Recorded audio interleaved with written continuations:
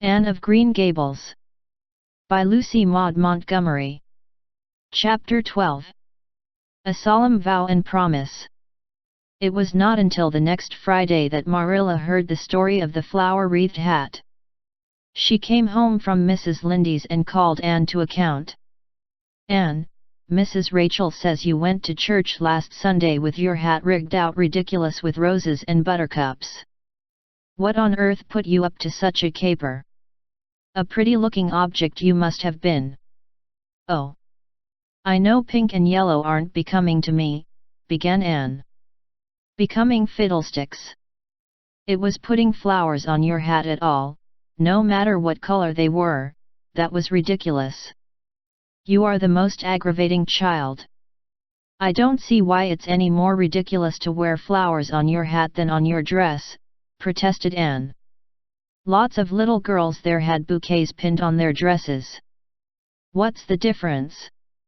Marilla was not to be drawn from the safe concrete into dubious paths of the abstract. "Don't answer me back like that, Anne. It was very silly of you to do such a thing. Never let me catch you at such a trick again. Mrs. Rachel says she thought she would sink through the floor when she saw you come in all rigged out like that. She couldn't get near enough to tell you to take them off till it was too late. She says people talked about it something dreadful. Of course they would think I had no better sense than to let you go decked out like that." "Oh, I'm so sorry," said Anne, tears welling into her eyes. "I never thought you'd mind. The roses and buttercups were so sweet and pretty I thought they'd look lovely on my hat. Lots of the little girls had artificial flowers on their hats. I'm afraid I'm going to be a dreadful trial to you. Maybe you'd better send me back to the asylum." "That would be terrible. I don't think I could endure it. Most likely I would go into consumption. I'm so thin as it is, you see. But that would be better than being a trial to you." "Nonsense," said Marilla, vexed at herself for having made the child cry. "I don't want to send you back to the asylum, I'm sure. All I want is that you should behave like other little girls and not make yourself ridiculous. Don't cry any more. I've got some news for you. Diana Barry came home this afternoon. I'm going up to see if I can borrow a skirt pattern from Mrs. Barry, and if you like you can come with me and get acquainted with Diana." Anne rose to her feet, with clasped hands, the tears still glistening on her cheeks. The dish towel she had been hemming slipped unheeded to the floor.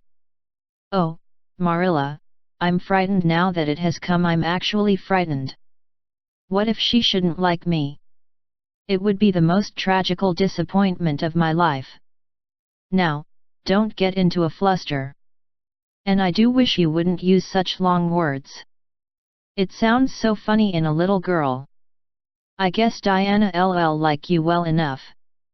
It's her mother you've got to reckon with. If she doesn't like you it won't matter how much Diana does. If she has heard about your outburst to Mrs. Lindy and going to church with buttercups round your hat I don't know what she'll think of you. You must be polite and well behaved, and don't make any of your startling speeches. For pity's sake, if the child isn't actually trembling." Anne was trembling. Her face was pale and tense.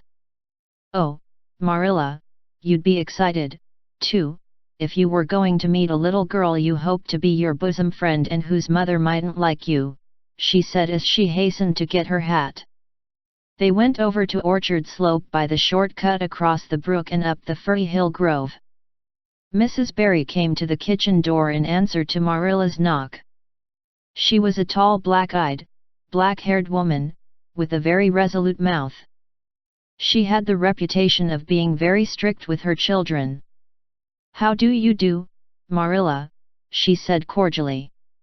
"Come in. And this is the little girl you have adopted, I suppose?" "Yes, this is Anne Shirley," said Marilla. "Spelled with an E," gasped Anne, who, tremulous and excited as she was determined there should be no misunderstanding on that important point. Mrs. Barry, not hearing, or not comprehending, merely shook hands and said kindly, "How are you?" "I am well in body although considerable rumpled up in spirit, thank you ma'am," said Anne gravely. Then aside to Marilla in an audible whisper, "There wasn't anything startling in that, was there, Marilla?" Diana was sitting on the sofa, reading a book which she dropped when the callers entered. She was a very pretty little girl, with her mother's black eyes and hair, and rosy cheeks, and the merry expression which was her inheritance from her father. "This is my little girl Diana," said Mrs. Barry. "Diana, you might take Anne out into the garden and show her your flowers. It will be better for you than straining your eyes over that book. She reads entirely too much." This to Marilla as the little girls went out, "and I can't prevent her, for her father aids and abets her. She's always poring over a book. I'm glad she has the prospect of a playmate, perhaps it will take her more out of doors." Outside in the garden, which was full of mellow sunset light streaming through the dark old firs to the west of it, stood Anne and Diana, gazing bashfully at each other over a clump of gorgeous tiger lilies. The berry garden was a bowery wilderness of flowers which would have delighted Anne's heart at any time less fraught with destiny. It was encircled by huge old willows and tall firs, beneath which flourished flowers that loved the shade. Prim, right-angled paths neatly bordered with clamshells, intersected it like moist red ribbons, and in the beds between old-fashioned flowers ran riot. There were rosy bleeding hearts and great splendid crimson peonies, white, fragrant narcissi and thorny, sweet Scotch roses, pink and blue and white columbines and lilac-tinted bouncing bets, clumps of southernwood and ribbon grass and mint, purple Adam and Eve daffodils, and masses of sweet clover white with its delicate, fragrant, feathery sprays, scarlet lightning that shot its fiery lances over prim white musk flowers. A garden it was where sunshine lingered and bees hummed, and winds, beguiled into loitering, purred and rustled. "Oh, Diana," said Anne at last, clasping her hands and speaking almost in a whisper, "oh, do you think you can like me a little enough to be my bosom friend?" Diana laughed. Diana always laughed before she spoke. "Why, I guess so," she said frankly. "I'm awfully glad you've come to live at Green Gables. It will be jolly to have somebody to play with. There isn't any other girl who lives near enough to play with, and I've no sisters big enough." "Will you swear to be my friend forever and ever?" demanded Anne eagerly. Diana looked shocked.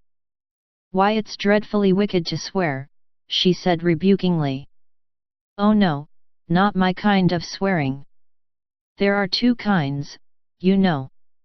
"I never heard of but one kind," said Diana doubtfully. "There really is another." "Oh, it isn't wicked at all. It just means vowing and promising solemnly." "Well, I don't mind doing that," agreed Diana, relieved. "How do you do it?"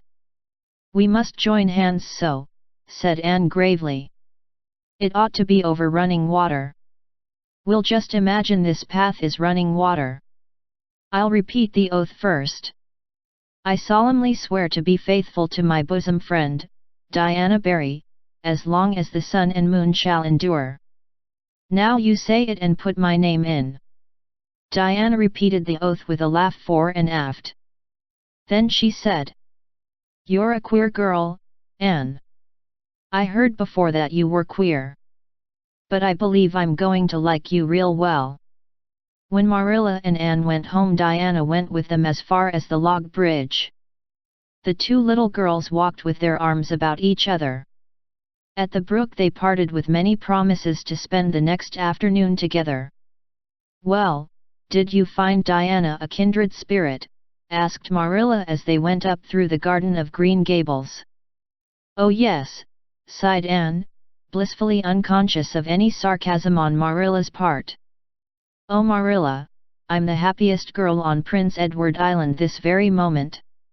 I assure you I'll say my prayers with a right good will tonight." Diana and I are going to build a playhouse in Mr. William Bell's birch grove tomorrow. Can I have those broken pieces of china that are out in the woodshed? Diana's birthday is in February and mine is in March. Don't you think that is a very strange coincidence? Diana is going to lend me a book to read. She says it's perfectly splendid and tremendously exciting. She's going to show me a place back in the woods where rice lilies grow. Don't you think Diana has got very soulful eyes? I wish I had soulful eyes. Diana is going to teach me to sing a song called Nellie in the Hazel Dell. She's going to give me a picture to put up in my room. It's a perfectly beautiful picture, she says, a lovely lady in a pale blue silk dress. A sewing machine agent gave it to her. I wish I had something to give Diana. I'm an inch taller than Diana, but she is ever so much fatter. She says she'd like to be thin because it's so much more graceful, but I'm afraid she only said it to soothe my feelings. We're going to the shore someday to gather shells. We have agreed to call the spring down by the log bridge the Dryad's Bubble. Isn't that a perfectly elegant name? I read a story once about a spring called that. A dryad is sort of a grown-up fairy, I think. Well, all I hope is you won't talk Diana to death, said Marilla. But remember this in all your planning, Anne. You're not going to play all the time nor most of it. You'll have your work to do and it'll have to be done first. Anne's cup of happiness was full, and Matthew caused it to overflow. He had just got home from a trip to the store at Carmody, and he sheepishly produced a small parcel from his pocket and handed it to Anne, with a deprecatory look at Marilla. I heard you say you liked chocolate sweeties, so I got you some, he said. Humph, sniffed Marilla. It'll ruin her teeth and stomach. There, child, don't look so dismal. You can eat those, since Matthew has gone and got them. He'd better have brought you peppermints. They're wholesomer. Don't sicken yourself eating all them at once now. Oh, no, indeed, I won't, said Anne eagerly. I'll just eat one tonight, Marilla. And I can give Diana half of them, can't I? The other half will taste twice as sweet to me if I give some to her. It's delightful to think I have something to give her. I will say it for the child, said Marilla when Anne had gone to her gable, she isn't stingy.